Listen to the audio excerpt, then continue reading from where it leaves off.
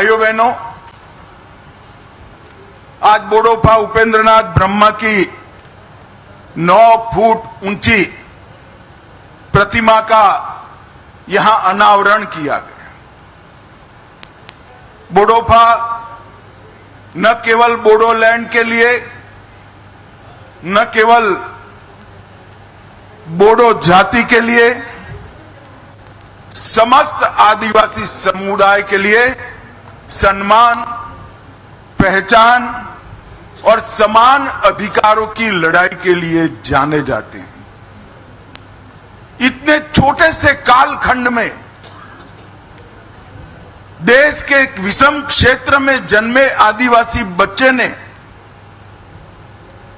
पूरे जनजातीय समाज को एकजुट कर अपने अधिकार के लिए शांतिपूर्ण मार्ग पर लड़ने की शिक्षा दी।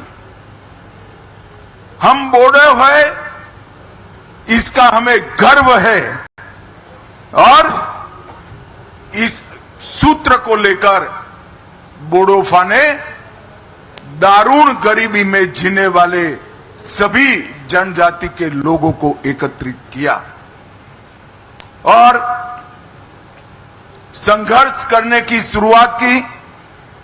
दिल्ली में आवाज बुलंद की, बीएससी, बीए भी किया, एलएलबी भी किया और इन्होंने जितनी परीक्षाएं पास की, इससे सबसे बड़ी परीक्षा थी बोडोलैंड की आवाज को कश्मीर से कन्याकुमारी तक पहुंचाना और अधिकारों को प्राप्त करने के लिए संघर्ष शुरू करना।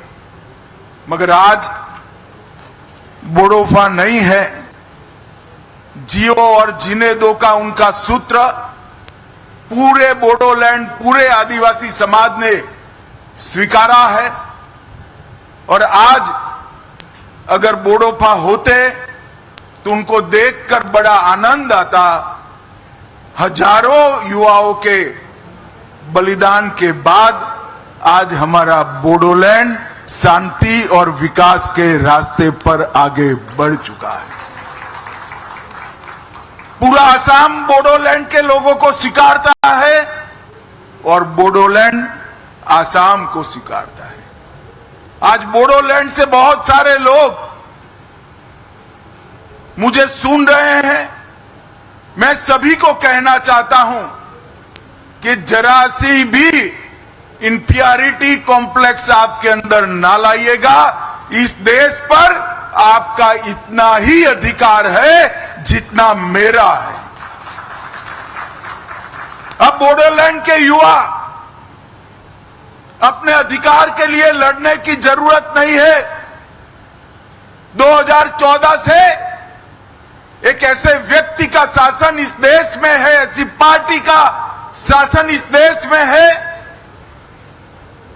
जो मानते हैं कि भारत पर सबका अधिकार है और सब पर भारत का अधिकार है।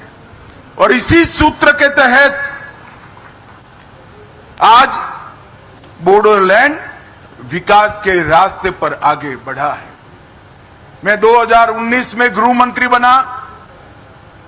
प्रधानमंत्री जी ने नॉर्थ ईस्ट की समस्याओं को कंसंट्रेट करने का कहा।